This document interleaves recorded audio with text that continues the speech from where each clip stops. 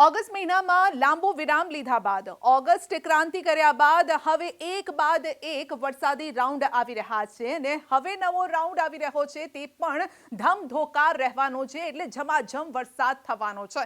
ખાસ કરીને બંગાળની ખાડીમાં એક લો પ્રેશર સક્રિય થઈ રહ્યું છે અને જેની અસર ગુજરાત પર વર્તાવાની છે। તો કઈ તારીખથી કઈ તારીખ સુધી આ વરસાદી રાઉન્ડ રહેવાનો છે તે આપને જણાવી રહી છું। તો આપ જોઈ શકો છો આ ગુજરાતનો મેપ છે, આ સાથે ECMWF વેધર મોડલ જે કહી રહ્યું છે એ આપને કહી રહ્યું છે કે ભાઈ સાવધાન રહેજો, કારણ કે એક જોરદાર વરસાદી રાઉન્ડ આવી રહ્યો છે, કારણ કે આખું ગુજરાત પર્પલ રંગમાં રંગાઈ ગયું છે। હવે આ પર્પલ રંગનો અર્થ શું થાય છે, સાઈડમાં એક જે બાર આપેલો છે એ આ બાર જોઈ શકો છો કે કેટલા ઇંચ વરસાદ થઈ શકે છે। સૌથી ઘાટો કલર શું કહી રહ્યો છે કે 8 ઇંચથી વધુ વરસાદ થશે, એટલે ઓલમોસ્ટ આખા ગુજરાતમાં આપને જે જોવા મળી રહ્યો છે તે ઘાટો બેંગની કલર જોવા મળી રહ્યો છે અને એનો મતલબ એ છે કે 3 થી 8 ઇંચ અથવા એનાથી પણ વધુ વરસાદ થઈ શકે છે, એટલે કે મેઘરાજા તાંડવ મચાવવા માટે આવી રહ્યા છે અને 4 થી 9 સપ્ટેમ્બર સુધીની આગાહી છે। કયા કયા વિસ્તારો ઝડપથી આપને જણાવી દઉં તો ઉત્તરથી લઈ અને દક્ષિણ સુધી, આ સાથે જ કચ્છથી લઈ અને સૌરાષ્ટ્રનો મોટાભાગનો વિસ્તાર છે, ખાસ કરીને દરિયાકાંઠાનો થોડોક એ વિસ્તાર છે એ થોડો કદાચ આ તાંડવથી અડગો રહી શકે છે। એમાં કયો વિસ્તાર છે? દ્વારકા, પોરબંદર, જૂનાગઢ અને ગીર સોમનાથ, ત્યાં વરસાદ થશે, પરંતુ બાકીના વિસ્તારોમાં જે વરસાદ થશે તેટલો નહીં થાય। આ એટલા માટે કારણ કે બંગાળની ખાડીમાંથી જે લો પ્રેશર આવી રહ્યું છે માટે તેની સૌથી વધુ અસર જે છે એ ક્યાં જોવા મળશે તો રાજસ્થાનને અડીને આવેલો વિસ્તાર છે, આ સાથે મધ્યપ્રદેશને અડીને આવેલો વિસ્તાર છે, ત્યાં તેની અસર સૌથી વધુ જોવા મળી શકે છે। માટે 8 ઇંચ જેટલો વરસાદ વરસે તો પણ નવાઈ નહીં, અને 8 ઇંચ જેટલો વરસાદ થતો હોય છે ત્યારે આપણે ખ્યાલ જ છે કે પૂર આવી જાય છે, રસ્તા પરથી નદીઓ વહેવા લાગે છે અને અનેક ગામોના ગામો જળ તરબોળ થઈ જાય છે। એ પ્રકારની આ આગાહી થઈ રહી છે અને કયું મોડલ છે તો ECMWF મોડલ છે, જે એવું કહી રહ્યું છે કે ભાઈ આગળનો સમય 4 તારીખથી 9 તારીખ સુધી તમારે સંભાળવાનું છે। હવે જે બીજું મોડલ છે એ શું કહી રહ્યું છે એ આપને જણાવીશું। તો બીજું જે મોડલ છે એ GFS મોડલ છે અને GFS વેધર મોડલ પણ કહી રહ્યું છે કે તાંડવ મચાવવા માટે મેઘરાજા આવી રહ્યા છે। હવે અહીંયા તારીખ વાઇઝ આપણે વાત કરીશું, કઈ તારીખથી કઈ તારીખ સુધી એ પણ આપને જણાવી દઉં તો 4 થી 9 સપ્ટેમ્બર સુધીમાં અતિ ભારે વરસાદની સંભાવના છે। હવે અહીંયા આપણે ડે વાઇઝ વાત કરીશું। પહેલા જે મેં વાત કરી છે એ ઓવરઓલ વાત કરી હતી 4 થી 9 સુધીની, પરંતુ અહીંયા આપણે ડે વાઇઝ વાત કરીશું અને ડે વાઇઝ જો આપણે જોઈએ તો અહીંયા ભારે વરસાદની આગાહી છે, એ પણ અડધાથી વધુ ગુજરાત જળતરબોળ થઈ જવાનું છે, મેઘરાજા તાંડવ મચાવશે અને પૂર જેવી પરિસ્થિતિનું નિર્માણ થઈ શકે છે।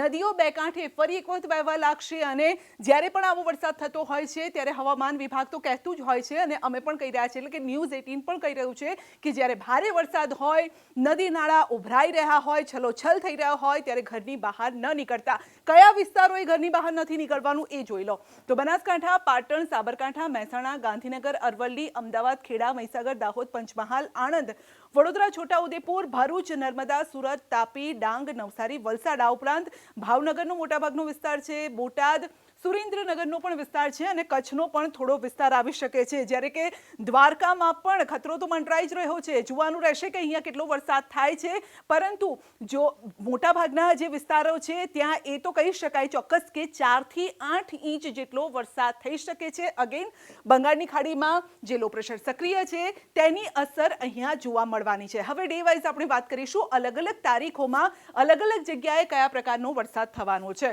તો પહેલા આપણે વાત કરીએ કે 5મી સપ્ટેમ્બરે શું થવાનું છે। આપ જોઈ શકો છો કે મોટા ક્યાંક વીજળીના કડાકા થશે, ક્યાંક વાદળો બંધાશે પરંતુ વરસાદ નહીં થાય, પરંતુ જ્યાં વરસશે ત્યાં મન મૂકીને વરસવાના છે આ વાદળો।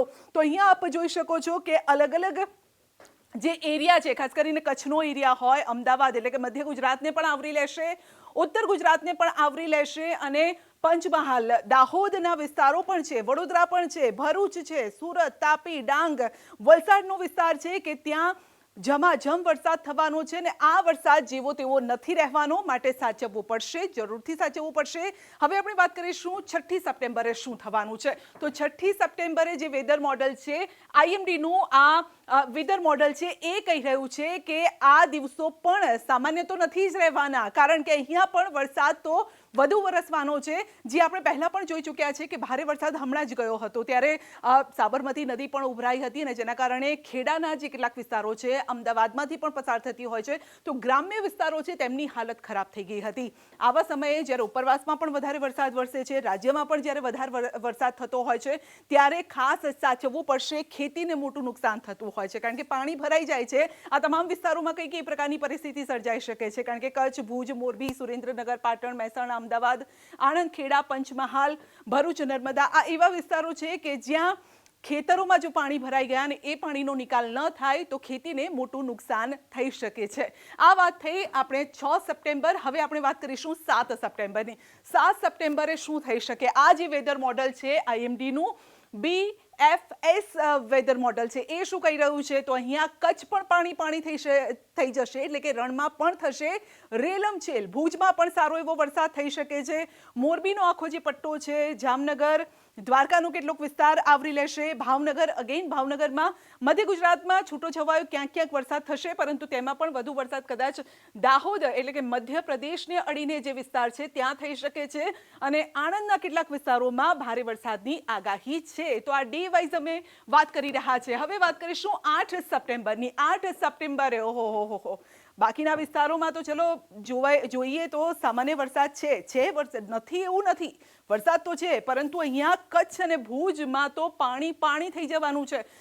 કારણ કે સામાન્ય રીતે આપણે જોતા હોઈએ છીએ કે જે કચ્છનો વિસ્તાર છે ત્યાં ખેડૂતો સારા વરસાદની રાહ જોતા હોય છે અને એ જોઈએ એવો વરસાદ નથી થતો, પરંતુ જ્યારે થાય છે વરસાદ ત્યારે એવો થાય છે કે રસ્તા પર પાણી વહેવા લાગે છે.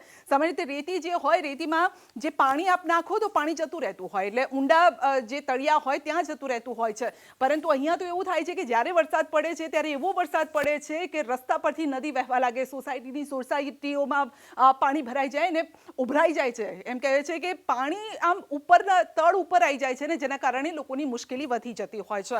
તો આવું જ કંઈક થવાનું છે 8મી સપ્ટેમ્બરે. હવે 9મી સપ્ટેમ્બરે શું થશે? કયા વિસ્તારો છે કે જે વિસ્તારોએ 9મી સપ્ટેમ્બરે સાચવવું પડશે? તો 4 થી લઈ અને 9 તારીખ સુધી ભારે વરસાદની આગાહી છે અને આ મુજબનો કંઈક વરસાદ રહેવાનો છે. તો આ રીતે અમે જે આપને જણાવ્યું, મેપ મુજબ અમે આપને જણાવ્યું છે અને આ રીતે વરસાદ અલગ અલગ જે વેધર મોડલ છે એ વેધર મોડલ મુજબ અમે આપને જણાવ્યું છે કે 4 થી 9 સપ્ટેમ્બર વરસાદનો એક મોટો રાઉન્ડ આવી રહ્યો છે. જો કે આ રાઉન્ડ અહીંયાથી જ પૂરો નથી થવાનો. આગાહીકારો, હવામાન વિભાગ પણ કહી રહ્યું છે કે આ રાઉન્ડ બાદ પણ બીજા વરસાદી રાઉન્ડ આવતા રહેશે. પરંતુ ખેડૂતોની ચિંતા એટલી જ છે કે વરસાદ માપમાં વરસે અને જોઈએ એટલો વરસે, વધુ ન વરસે, કારણ કે ખેતીનું મેદાન નીકળી જાય છે ને માટે જ એ લોકો પણ એ જ કહેતા હોય છે જ્યારે વધુ વરસાદ વરસે ત્યારે ખેડૂતો એક જ વાત કહે છે, ખમૈયા કરો. તો બસ એવું ના કહેવું પડે, એવો વરસાદ વરસે તો સારું.